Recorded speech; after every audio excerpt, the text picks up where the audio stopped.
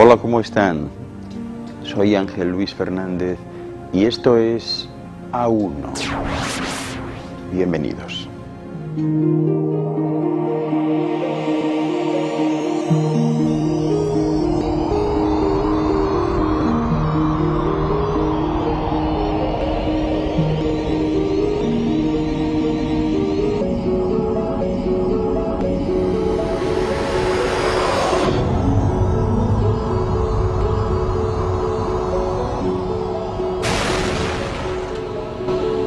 A1 es un programa de investigación y de búsqueda de la verdad perdida, de desvelar misterios y enigmas, de descubrir los secretos y recuerdos del futuro. Hoy les hablaré sobre los viajes en el tiempo y sus posibilidades reales.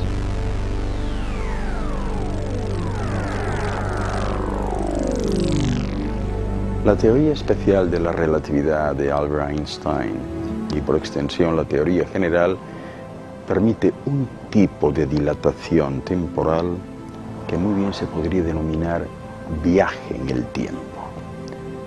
Bueno, pues la teoría sostiene que el tiempo no es una magnitud absoluta, sino relativa, y que el tiempo parece fluir más lentamente para un observador estacionario que para otro que está en movimiento. Por ejemplo, un reloj que se desplaza pues va a parecer que marcha más lentamente, y al incrementar su velocidad y acercarse a la velocidad de la luz, incluso va a parecer que se ha detenido completamente, siempre respecto al de un observador que no se desplaza, ¿verdad? Bien, este fenómeno, sin embargo, solo permite el viaje en el tiempo hacia adelante, en el futuro, pero nunca hacia atrás. Este tipo de viaje no es típico de la ciencia ficción y se tienen pocas dudas acerca de su existencia. Porque fíjense, en la comunidad científica muchos creen que el viaje a través del tiempo es imposible. Además, en la ausencia de cualquier evidencia experimental de la posibilidad de viaje en el tiempo, siempre es teóricamente más simple suponer que no puede ocurrir. De hecho, el físico que conocen bien, Stephen Hawking, de la Universidad de Cambridge, ha sugerido que la ausencia de turistas del futuro constituye de verdad un argumento bien fuerte en contra de la existencia del viaje en el tiempo. Eso sería una variante de la paradoja de Fermi, es decir, que si no hay, decía él, visitantes extraterrestres visibles, pues es porque los extraterrestres no existen. Y en esta paradoja se hablaría de viajeros del tiempo, en lugar de visitantes extraterrestres. Bueno, pues dadas estas circunstancias, hay otros que sugieren, a los que sostienen, ¿verdad?, la posición de Stephen Hawking, que en el caso de que en un futuro el ser humano pudiese viajar al pasado, este no podría regresar a un espacio temporal anterior al momento de la puesta a punto de dicha máquina del tiempo. También sugieren que al viajar al pasado se estaría creando un universo paralelo y que no se podría viajar a un pasado determinado, sino a una copia de ese pasado, pero con una diferencia. Un turista espacial sería la persona que mejor podría ilustrar esta situación. Y de este modo tendríamos dos espacios temporales simultáneos. Uno donde aparece el turista del tiempo y el otro donde no aparece. Esta sería una hipótesis para discutir la paradoja de si mañana intento hacer un viaje al hoy para decirme hola, ¿por qué hoy no tengo un doble mío al lado que me esté diciendo hola? Sin embargo, asumiendo que el viaje temporal no pudiese ocurrir, también sería un tema interesante para los físicos, porque les ofrecería la pregunta de por qué y por qué leyes físicas se evita que ocurra ese viaje temporal. Los equivalentes del viaje temporal y el viaje a la velocidad de la luz son muchos. Fíjense, si alguien es capaz de mover información de un punto a otro más rápido de lo que va a la velocidad de la luz, de acuerdo a la relatividad especial, se podrá observar la transferencia de información viajando al espacio. y es que la teoría general de la relatividad de Einstein amplía la teoría especial para cubrir la gravedad. Y esto se puede hacer postulando que la materia curva el espacio que se encuentra a su alrededor, pero bajo la relatividad las propiedades del espacio son permutables con las propiedades del tiempo. Claro está, dependiendo de la perspectiva del observador, de modo que una trayectoria curva a través del espacio puede ser una trayectoria curvada también a través del tiempo. Es decir, deben ustedes imaginarse que el espacio es algo así como una sábana extendida, ¿verdad? Con muchos pliegues, muchas cimas y muchas cimas. Pues bien, la luz y el tiempo no siguen una trayectoria lineal como se pudiese pensar, sino curvilínea. Todo es curvo en el espacio y verdaderamente la línea considerada recta, ya saben que no es más que un segmento extraído de una curva. En una medida moderada, esto permite que una serie de trayectorias lineales de diferentes longitudes de onda puedan conectar los mismos puntos en el espacio. En una medida extrema, teóricamente, ¿verdad?, pudiera permitir que líneas temporales se curven alrededor de un círculo y se reconecten con su propio pasado. Aquí tienen un ejemplo bien claro, perfectamente ilustrado. La relatividad general describe al universo como un sistema muy complejo de ecuaciones de campo, y existen soluciones para estas ecuaciones que permiten las llamadas curvas temporales cerradas. Por tanto, el viaje a través del tiempo pudiera realizarse hacia el pasado. La primera y más famosa teoría al respecto fue propuesta por Kurt Gödel, pero todos los ejemplos actuales requieren que el universo tenga ciertas características físicas que aparentemente no posee. Se desconoce si la relatividad general prohíbe curvas temporales cerradas para todas las condiciones realistas. La mayoría de los físicos piensan que es así, en gran parte porque si se asume un cierto principio en contra del viaje en el tiempo, se previene el acontecimiento de situaciones paradójicas. Fíjense, vamos a hablar de viajes al futuro, de una máquina del tiempo unidireccional. Viajar al futuro en realidad no tiene nada de particular. ¿Y saben por qué? Porque el tiempo fluye siempre en esa dirección. Y solo tienen que sentarse a esperar a que el futuro llegue hasta ustedes. Especialmente porque en el continuum espacio-tiempo, los pasados, presentes y futuros conviven simultáneamente. Sin embargo, ese viaje pudiera ser un poco largo para una vida humana. Naturalmente, si desean conocer lo que sucederá mañana, solo tienen que tener un poco de paciencia y nada más. Pero la cuestión se complica si quieren ver a sus tataranietos, y parece fuera de toda posibilidad contemplar desde luego esta civilización dentro de 1000 años. El efecto relativista de la dilatación del tiempo puede permitir, al menos teóricamente, la posibilidad de viajar al futuro, evitando envejecer.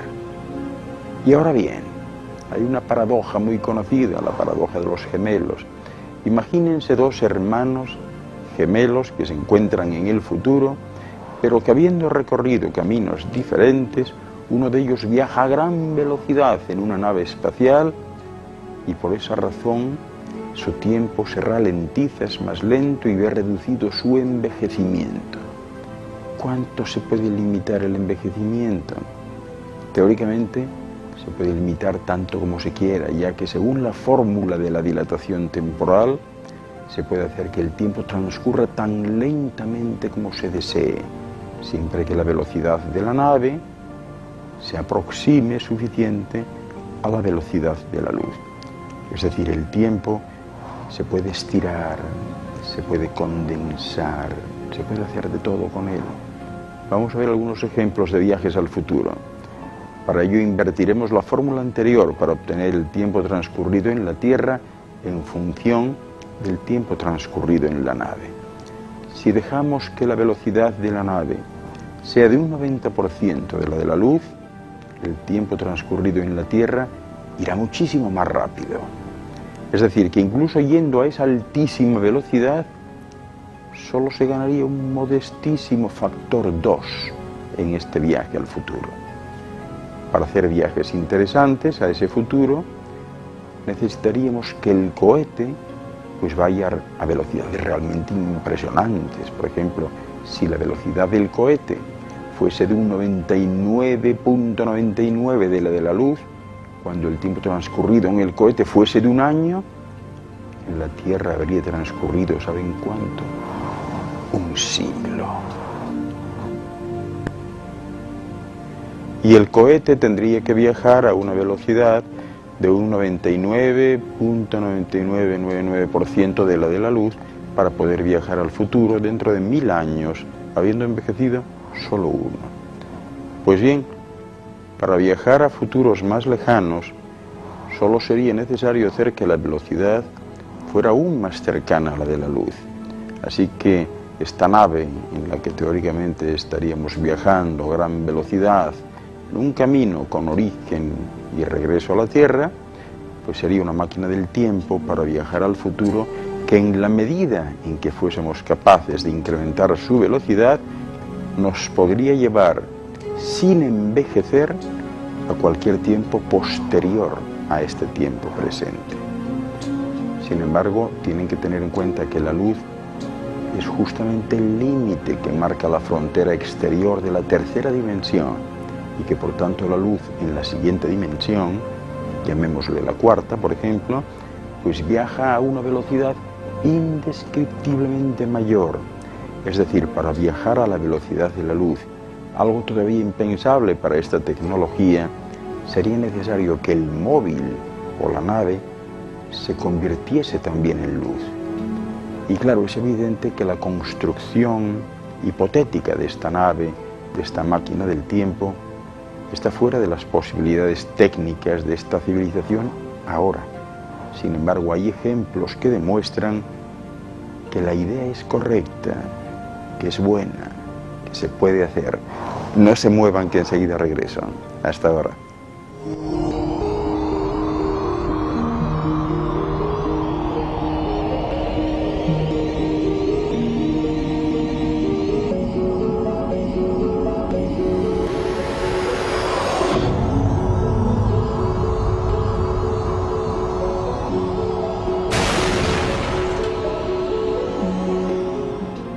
En esta esfera se reciben partículas que vienen del centro de la galaxia a distancias que la luz tarda miles de años en recorrer.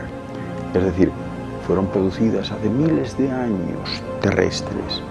Sin embargo, estas partículas no pueden resistir un viaje así ni siquiera de un minuto.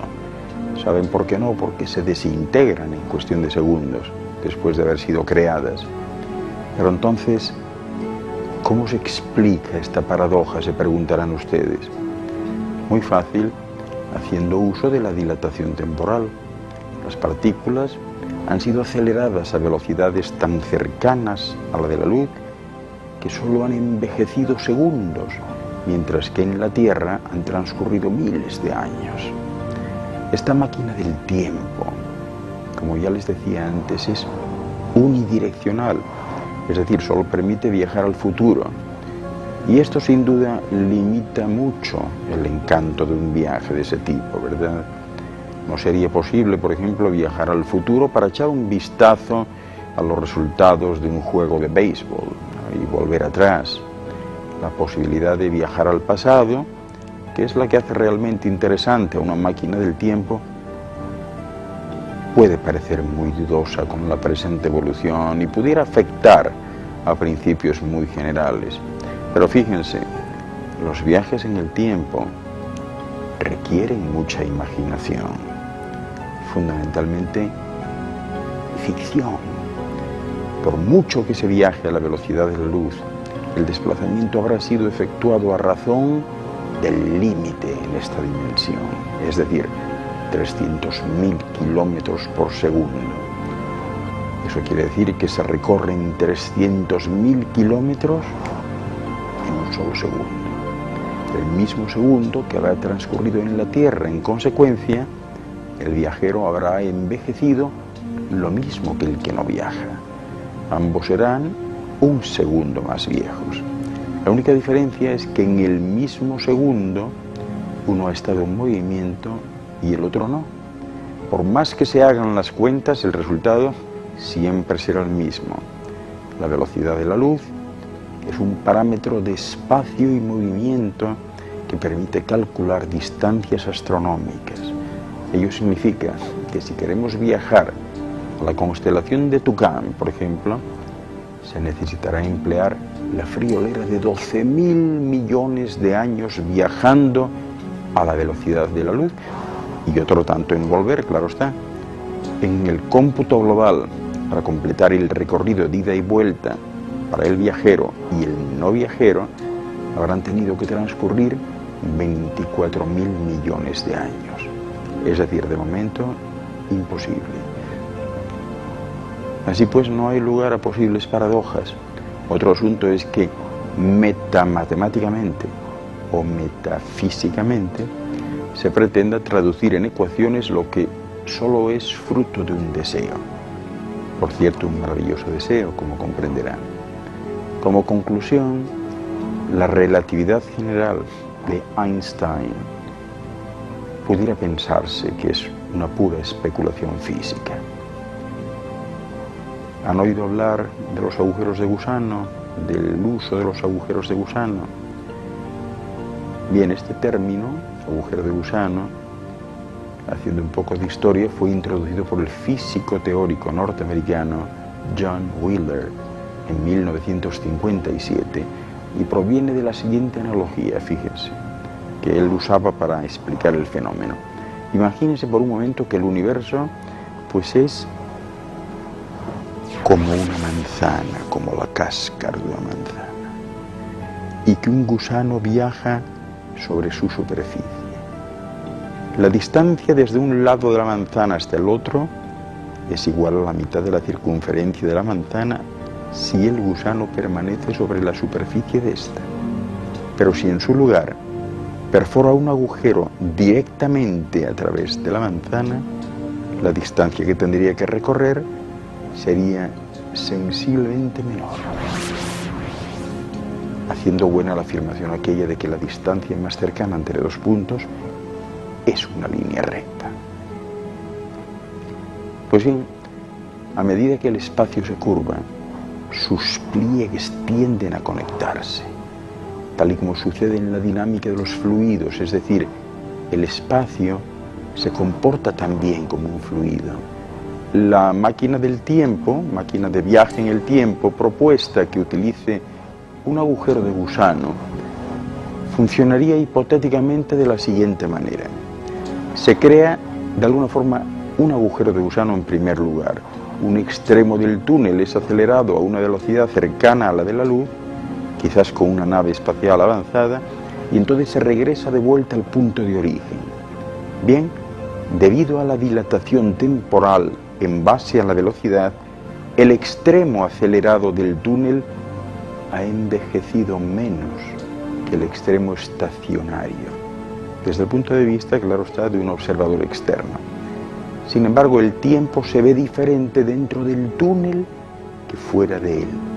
Dos relojes sincronizados, puestos en cada extremo de ese túnel del agujero de gusano, se mantendrán siempre sincronizados desde el punto de vista de un observador dentro del túnel, sin importar la diferencia de velocidad, pero no fuera. Esto significa que un observador que entrase al extremo acelerado saldría por el extremo estacionario cuando el extremo estacionario tuviese la misma edad que el extremo acelerado en el momento antes de entrar. Por ejemplo, si antes de entrar al agujero de gusano el observador se dio cuenta que el reloj en el extremo acelerado mostraba 2009, mientras que el reloj en el extremo estacionario ya decía 2010, entonces el observador podría salir por el extremo estacionario cuando el reloj estacionario se encontrase todavía en 2009. Existe una limitación significativa de tal máquina, y es que solo es posible viajar hacia el pasado en el punto inicial en el que fue creada la máquina. En esencia, se considera más como un pasaje a través del tiempo que un dispositivo que se mueve a través del tiempo. No permite que la propia tecnología en sí misma viaje a través del tiempo. Y esto puede permitir una explicación alternativa a la paradoja de Hawking. Algún día se podrá construir una de estas máquinas al pasado, pero todavía no han sido construidas, por lo que los turistas temporales nunca podrán llegar a este presente, según él. Crear un agujero de gusano de un tamaño apropiado para una nave macroscópica y mover uno de sus extremos con la nave requeriría un nivel significativo de energía en un orden mucho mayor que la cantidad de energía que un sol como este puede generar en todo su periodo de vida. Para que se den una idea, la creación de un agujero de gusano también requeriría la existencia de una sustancia llamada materia exótica, que, bueno, aun cuando no es imposible, no se sabe si existe en formas útiles para la generación de un agujero de gusano. Por lo tanto, es inverosímil que tal dispositivo sea construido incluso con tecnología altamente avanzada. Por otra parte, los agujeros de gusano microscópicos aún pudieran resultar útiles para enviar información de regreso al pasado a través del tiempo. En 1993, Matt Visser argumentó que los dos extremos de un túnel o de un agujero de gusano con tal diferencia temporal inducida no podrían conectarse sin generar un campo cuántico y unos efectos gravitacionales que provocarían que el túnel colapsara o que los dos extremos se repeliesen. Debido a esto, los dos extremos no podrían acercarse lo suficiente porque tendría lugar una violación de la causalidad. Sin embargo, en un documento de 1997, Visser conjeturó que la compleja configuración de un anillo Roman, así es nombrado en honor a Tom Roman, de un número n de agujeros de gusano alineados en un polígono simétrico, podría actuar como una máquina del tiempo, aunque concluye que esto no sería tanto un defecto en la teoría clásica de la gravedad cuántica, sino más bien la prueba de que es posible violar la causalidad. Continúa ahora, no se muevan, que este es un tema muy interesante, según pueden ver. Hasta ahora.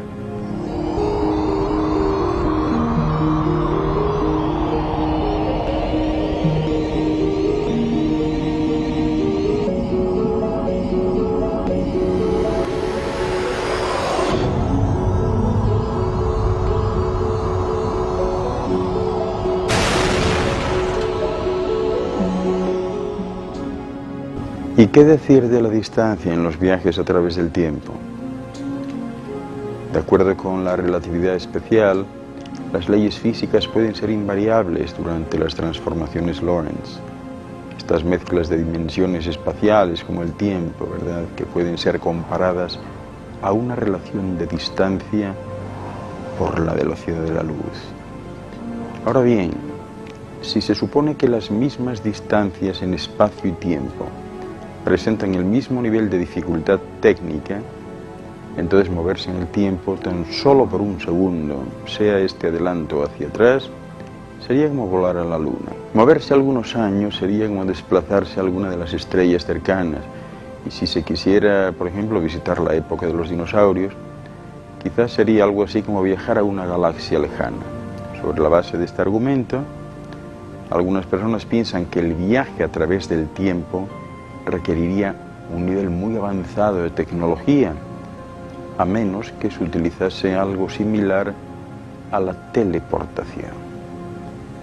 Alternativamente, siempre ha habido una serie de observadores externos, ¿verdad?, que sugieren que el continuum espacio-tiempo está conectado quizás a través de las características cuánticas del condensado Bose-Einstein y que se puede tener acceso a cualquier punto instantáneamente a través de una conciencia dirigida. También algunas personas afiliadas a organizaciones de estudio de eso que llaman los ovnis dicen que la habilidad de viajar en el tiempo es un talento que radica en el cerebro de cualquier persona y que esta habilidad está especialmente activada en la mente de eso que llaman los grises, que supuestamente también tienen la habilidad de activar los cerebros humanos. Hay otras personas que creen que la teleportación y el viaje en el tiempo pueden ser aprendidos a través de la práctica, de una forma parecida, ¿verdad? Otro argumento común en las historias de ciencia ficción pues incluye el argumento y el concepto de alterar la historia con intenciones malignas. Claro está, en este tipo de historias el villano intenta cambiar la historia para alterar el presente o el futuro y la historia tiene que ser restaurada por el protagonista. Esto es lo típico. En algunas ocasiones se asume que solo se tiene una cantidad de tiempo limitada disponible para que el héroe pueda realizar su trabajo antes de que la historia sea permanentemente alterada. Pero ciertamente esto no es posible.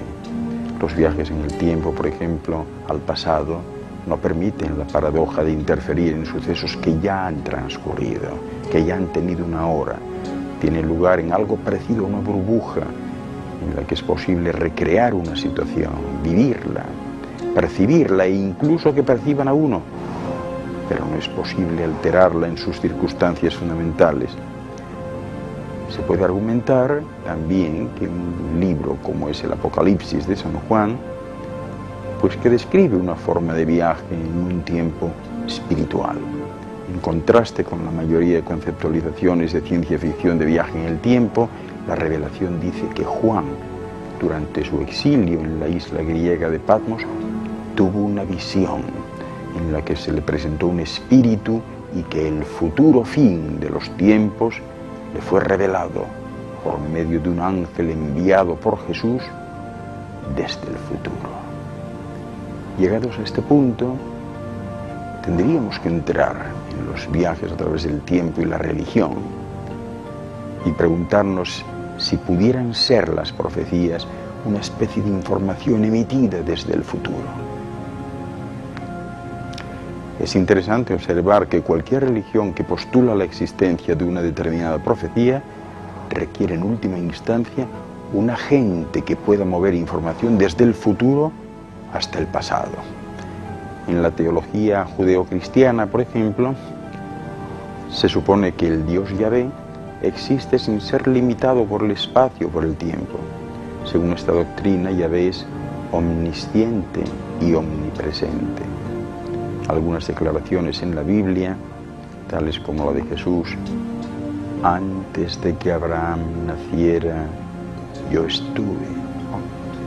Véanlo en Juan 8:58.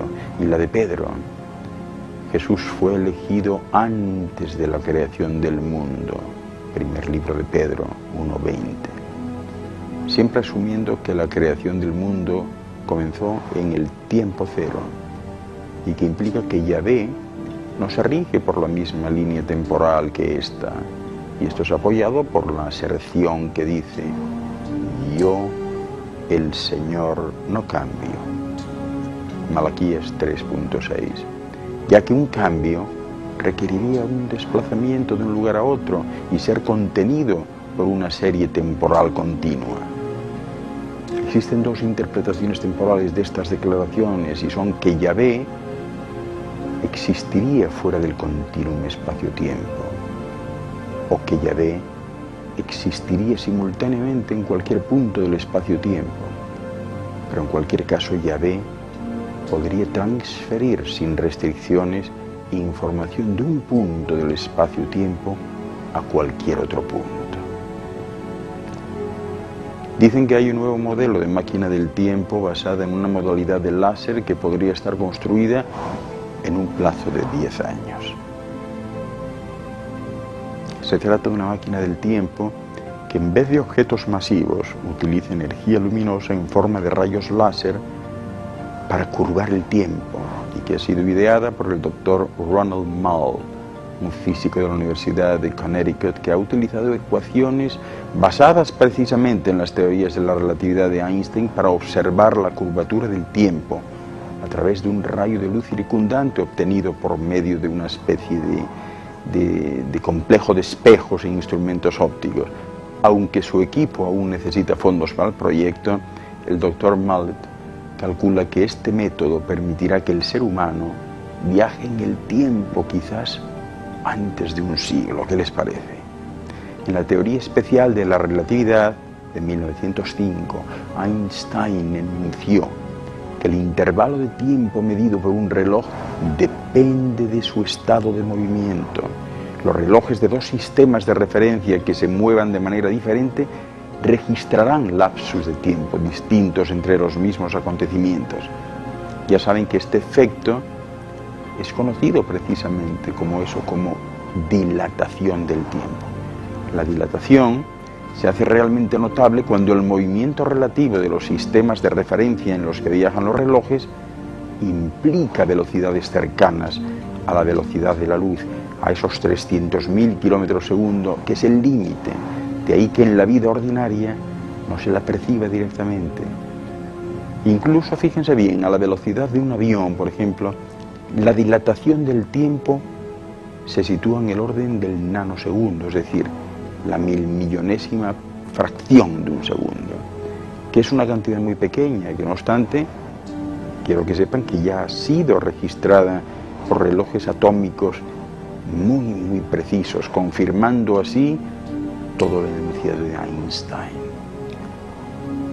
Y si se tiene en cuenta que la velocidad proporciona una manera de distorsionar el tiempo, entonces la gravedad es otra. En la teoría general de la relatividad, que se inició en el 1905, pero data de 1916, Einstein predijo que la gravedad retarda igualmente el tiempo. Por ejemplo, en la superficie de una estrella de neutrones, la gravedad adquiere tal intensidad que el tiempo se retrasa allí como un 30% con respecto al tiempo medido en la Tierra. Un agujero negro representa la máxima distorsión posible del tiempo, porque en su superficie el tiempo literalmente se detiene.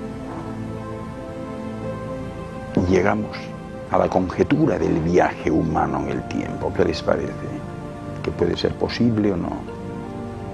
Dice el Dr. Mull que la capacidad de los seres humanos para viajar en el tiempo depende en gran medida del éxito de estos experimentos con partículas y naturalmente de la existencia de una financiación lógica, ¿no? Y del progreso de la propia tecnología. El Dr. Mull publicó su primera investigación sobre el viaje en el tiempo allá por el año 2000 y lleva desde los 70 investigando sobre gravedad cuántica, cosmología relativista y las teorías gauge, esa clase de teorías que permiten la unificación de interacciones físicas de cualquier tipo, como son la electricidad o el magnetismo o las interacciones nucleares débiles y fuertes. Pues bien, cuando se den las circunstancias, cualquiera de ustedes, como viajeros del tiempo, podrían escoger, llegado el momento, entre viajar al futuro o viajar al pasado. Viajar al futuro no entraña complicaciones teóricas, como ya les dije, ¿verdad? Para quien hiciese un viaje de ida y vuelta a una velocidad cercana a la de la luz o atravesando un campo gravitatorio muy intenso, habría transcurrido menos tiempo que para los que quedaron en el punto de partida. Eso sí, a su regreso a casa, el viajero se encontraría con que todo cambió, ¿no? Estaría lo que dejó, pero en el caso de los gemelos, el gemelo que quedó en la Tierra estaría mucho más envejecido que él.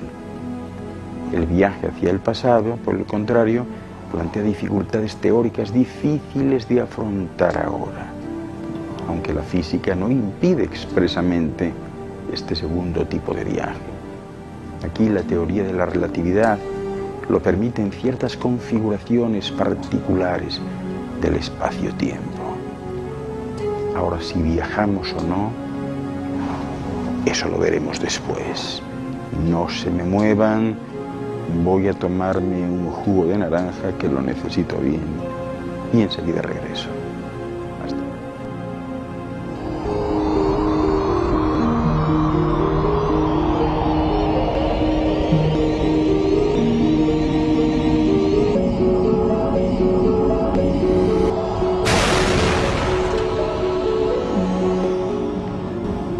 Voy a volver sobre otras lanzaderas temporales como los agujeros de gusano.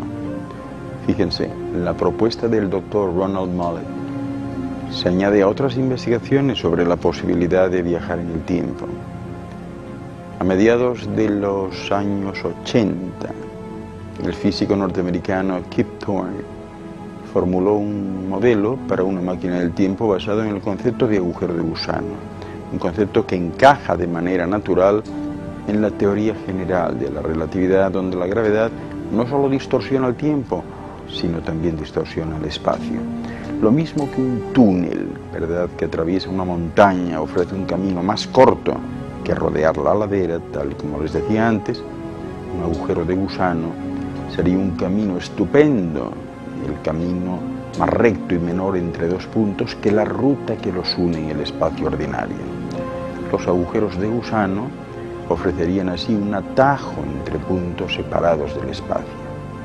Bien, posteriormente un físico australiano, el Dr. Paul Davies, explicó todas las dificultades tecnológicas asociadas a la fabricación de una de tales máquinas del tiempo. Una de las mayores dificultades es la creación del propio agujero de gusano, porque para que ese agujero se pudiese atravesar, debería contener eso que les decía antes, lo que los científicos llaman materia exótica, es decir, esa materia generadora de antigravedad para combatir la tendencia natural de los cuerpos a colapsar sobre sí mismos. Thorne ha analizado soluciones de agujero de gusano consistentes con la física conocida y las ha analizado de tal manera que concluye que el túnel se puede mantener abierto mediante antigravedad cuántica, aunque no está claro si será posible juntar tanta materia antigravitatoria como para estabilizar un agujero de gusano. Podría suceder, no obstante, que el universo contuviese ya estructuras de este tipo de manera natural, tal vez como reliquias de los diferentes Big Bangs, o bien podrían aparecer agujeros de gusano a escalas minúsculas, a la llamada longitud de Planck, unos 20 órdenes de magnitud menor que el núcleo atómico. En principio, cabría estabilizar un agujero de gusano tan pequeño, tan diminuto, mediante un impulso de energía que después permitiese agrandarlo hasta una dimensión que facilitase su uso como una máquina del tiempo. Esto nos lleva a hacer un paseo por el vacío y las cuerdas cósmicas. Fíjense, el físico israelí Dr. Amos Ori ha asegurado haber resuelto una de las mayores dificultades de las propuestas anteriores, porque plantea un modelo que no necesita materia exótica, sino que utiliza el vacío existente en el espacio para viajar a través del tiempo. La ventaja principal del modelo de Ori es que solo requiere materia normal frente a los modelos que demandan materia exótica y una ingeniería extraordinaria para recrear en el laboratorio las energías de los agujeros negros.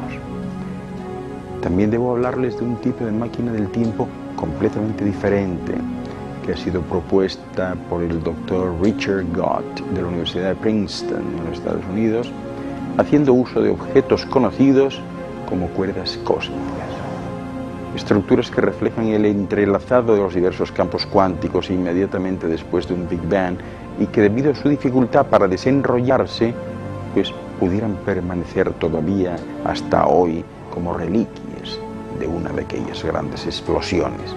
Y es que claro, aunque la búsqueda astronómica de estos objetos se ha mostrado hasta el momento poco concluyente en sus análisis teóricos, el Dr. Gott ha mostrado que si dos cuerdas cósmicas paralelas, infinitamente largas, se alejasen a gran velocidad, el espacio-tiempo se distorsionaría lo suficiente como para permitir líneas de universo que se curvasen en lazos hacia el pasado. Y es ahí donde surgen las paradojas, porque si algún día se llegan a resolver los problemas de ingeniería implicados en su construcción, la fabricación de una máquina del tiempo va a arrojar muchas paradojas. La más famosa es la que ha sido conocida como la paradoja del abuelo, es decir, imaginen que alguien viajase a su pasado y que matase a su abuelo. Como consecuencia, ese viajero nunca habría podido nacer. Entonces, ¿cómo pudo viajar al pasado para penetrar el homicidio si no había nacido? La paradoja surge porque el estado actual del mundo está determinado por sus estados anteriores, de manera que cambiar uno de esos estados propaga incontroladamente efectos hacia el estado actual. Y como les decía antes, el viajero del tiempo debe conformarse únicamente con formar parte del pasado sin la posibilidad de cambiarlo. Si viaja al pasado y salva a una niña de ser asesinada y esa niña llega a ser su abuela, el lazo causal es consistente y no paradójico. Pues bien, en este caso, las acciones del viajero estarían ya incorporadas en la sucesión de acontecimientos que conducen del pasado al presente. La congruencia causal impone así restricciones a lo que el viajero del tiempo puede hacer, pero no excluye la posibilidad misma del viaje. Esta paradoja del abuelo es solo una muestra de un conjunto de problemas asociados a la posibilidad del viaje en el tiempo y no solo hacia el pasado. Imaginen de nuevo que un viajero se adelantase hacia el futuro y conociese los detalles del descubrimiento de la vacuna para una enfermedad actualmente incurable. Regresa después a su propio tiempo y comunica ese detalle a los investigadores que finalmente logran desarrollar la misma vacuna que el viajero halló en su viaje hacia el futuro. La cuestión que se plantea aquí es la siguiente: ¿de dónde provino la información para el descubrimiento de la vacuna? No del viajero del tiempo, que simplemente la encontró en su viaje, ni de los investigadores a quienes se la comunicó. La información, al parecer, no provino de ninguna parte, o eso creen, o proviene de todos lados. Y es que en realidad nada se inventa, en todo caso se descubre. La información fluye libre por los universos en diversas longitudes de onda y solo espera ser sintonizada para recibirla puntualmente y poder ser discrecionalmente utilizada. Así pues, cada ser humano es una especie de receptor capaz de sintonizar cualquier frecuencia cuando su nivel de recepción se lo permite. Todo está ya inventado. Imagínense vacunas, la electricidad, el teléfono, en los mundos del espacio, creados y que funcionan, más viejos que miles de millones de años. Todo está en el espacio, todo fluye por el espacio. Ni siquiera hay que pedir, solamente hay que coger cuando se está en condiciones de coger. Fíjense, tan profundos son los problemas físicos y filosóficos del viaje en el tiempo que hasta Stephen Hawking, de la Universidad de Cambridge, ha propuesto una hipótesis de protección de la cronología según la cual la naturaleza siempre encontrará un modo de impedir los lazos causales no consistentes, puesto que tales lazos no contradicen la propia teoría de la relatividad. La protección de la cronología necesitará de alguna otra teoría que los impida, quizás la teoría cuántica, no sé, pero la resolución de esta cuestión tal vez deba esperar a que los físicos construyan una teoría unificada que incluya la relatividad general y la teoría cuántica.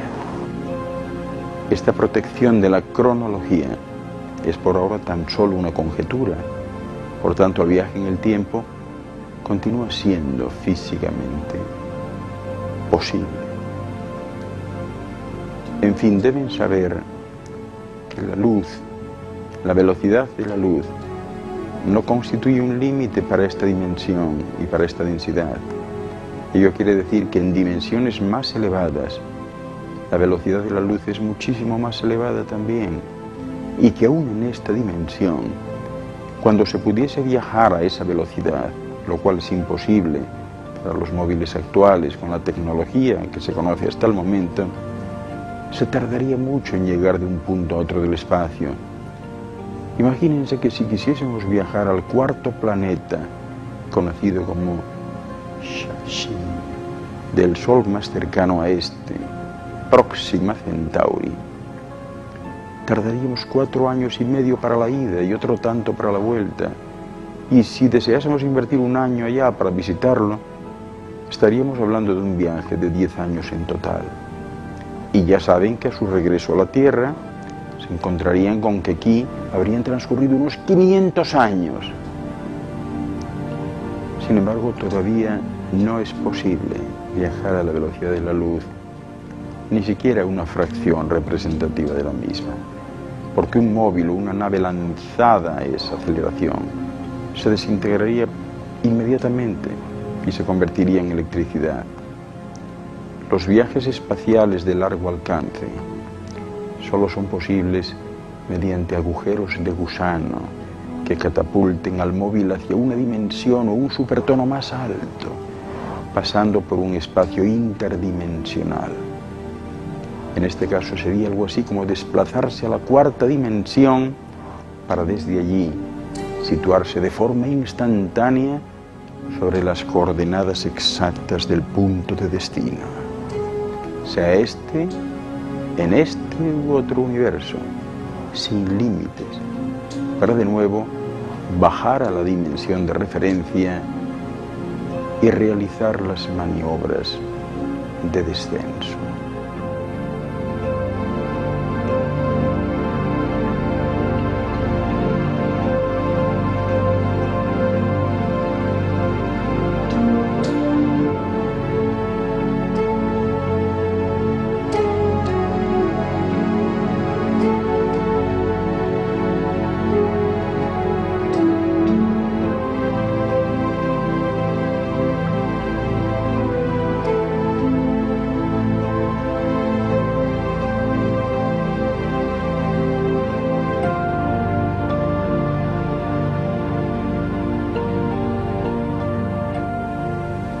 No es tan complicado viajar en el tiempo. Se puede viajar en el tiempo. Hay otros medios. Algunos los han experimentado ya. Pero muy pronto será más fácil para todos.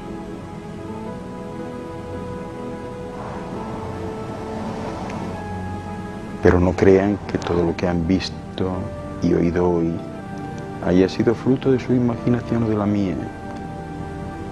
Soy Ángel Luis Fernández y esto ha sido Uno por Hoy. Muchas gracias por su atención.